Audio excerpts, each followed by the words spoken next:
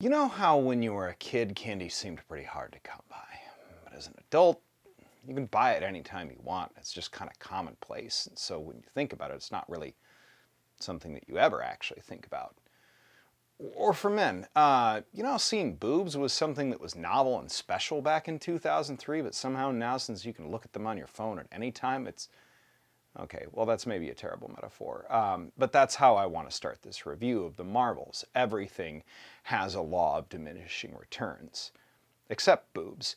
When the MCU was all man boobs, it was one movie a year, then two DC films a year also, then three of each, and 3 streaming series on Disney Plus, and suddenly everything had become aggressively mid-content. Ant-Man was the very culmination of this to me, a film that felt written by AI.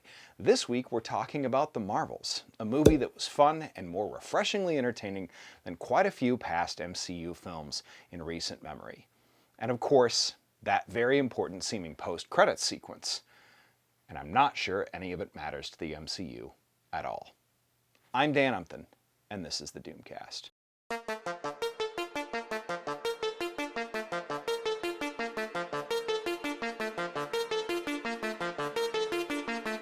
So first off, do me a favor, hit subscribe and the bell. I make about one of these videos a week. They're all great, so please don't miss even one. Now, The Marvels was a film that wasn't without its general problems, but it was far from the worst of the MCU or other superhero-related fare by a long shot. Even so, I think it's going to have a lower box office and lower audience rating than almost anything before it. And yeah, we're going to talk about that too.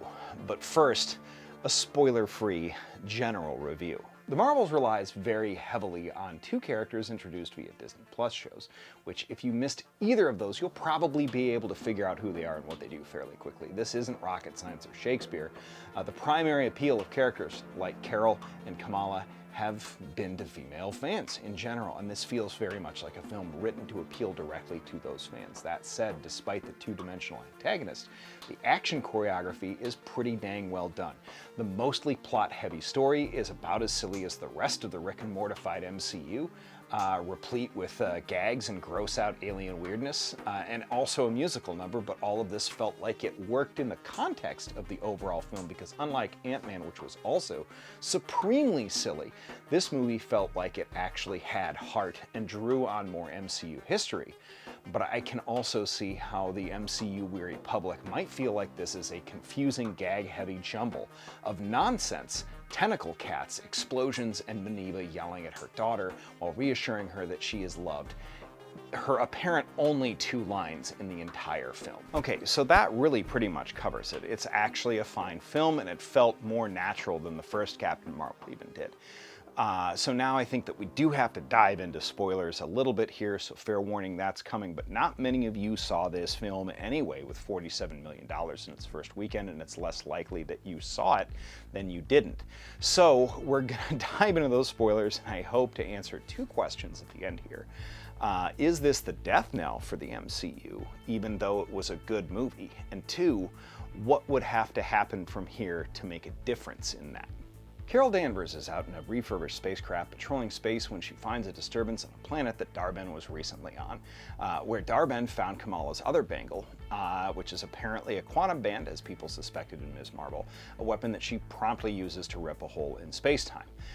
The activation of that bangle means that whenever one of the 3 Marvels uses their powers, they all switch places, which results in a 3-way fight scene in New Jersey, Fury Space Station, and the Kree base. After plenty of hand-wringing by Maneva at the State of the Family living room, the 3 find themselves together in Tarnax 4 to confront Dar-Benn about her attacks, because she has opened up a rift to steal the atmosphere from that planet and put it onto Hala. They attempt to stop that attack on Tarnax 4 to no avail, so while the trio is in Carol's ship trying to figure out Dar-Benn's next move and their collective state of entanglement by juggling, they realize that the rifts are stealing resources, and that was her entire plan, and they figure out that, hey, she's probably headed to Aldana because Hala needs water. They have another Rick and Morty-esque scene in which they meet the people who only communicate through song and discover that Carol is their princess and that she's married to their prince, Twinkie Liu Kang. They inform the people of Dar-Benn's attack shortly before it arrives, also to no avail, where she manages to again open up another rift. When it becomes clear the next target is Earth, they mobilize to get everybody off of Fury Space Station by packing them into dozens of flirkin bellies and flying a herd of cats into New York City. The Rick and mortification of the MCU continues apace. Ultimately, in a surprisingly coherent third act finale, Dar-Benn is defeated in a well-choreographed attack, and her near-inevitable turn to the good side and then self-destruction with the quantum bands in an attempt to tear open the sun is predictable, but that rift remains and is clearly open to what Monica describes as another reality. She then has them gas her up and she flies to the other side of the rift to seal it, but also seals herself in another reality as well. In the final scene, Carol moves to Louisiana. Kamala begins building her own Avengers by recruiting Kate Bishop, and in the post-credits scene, Monica awakens in a hospital bed, which is clearly in the X-Mansion, being tended by Dr. Hank McCoy, of all people, next to Binary, who is technically a Captain Marvel, but it's also her mother, played by Lashana Lynch. Quite a jarring post-credits scene, considering Feige's statement days before that the X-Men could show up sooner than you think, but even so, is a good movie. An important post-credit scene, enough to bring people back into the MCU for films that feel like an event again? No, it isn't. At least not this film. Granted, the Marvels had a SAG-AFTRA and writers' strike working against it. Straight white boys' hate for Brie Larson and preemptive review bombing again for the second Captain Marvel movie in a row working against it. But ultimately, the thing that worked against this film more than anything else is that the MCU has squandered 10 years of goodwill since 2019 on Phase 4, and that has been a whole disjointed pile of dumb mid-dog shit. And frankly, it's astonishing that it took this long for people to notice. There have been bright spots in Phase 4. Shang-Chi, Far From Home, No Way Home, Black Panther, Guardians of the Galaxy 3, Loki, Falcon and Winter Soldier wasn't bad. WandaVision was enjoyed by quite a few people. I didn't, and frankly, I think that shit was the canary in the coal mine. Phase 4 has been an entirely unrelated series of one-offs that we never returned to, in Shang-Chi and Eternals, or 6-episode TV shows that were 4 episodes too long, which was almost every single Disney Plus show. And then nostalgia for what had come before it in Thor, Black Panther, Doctor Strange, and the 2 Spider-Man films.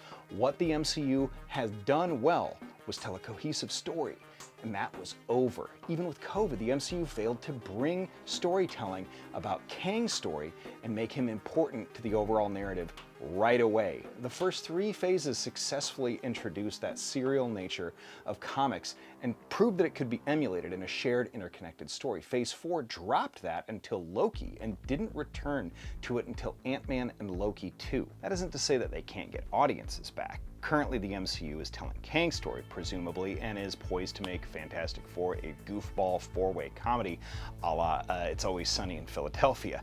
That, however, is probably not what they should do. The fans are waiting for their mainstream characters with stories that don't feel like a Rick and Morty episode. Sure, it doesn't need to be self-serious, but Love and Thunder squandered incredible source material in its villain gore.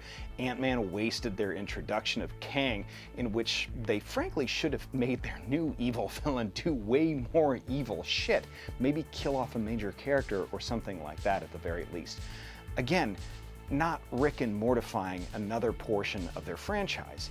To be fair, Marvel humor had already worked pretty well with both series before. What changed is that movies lacked any gravitas whatsoever.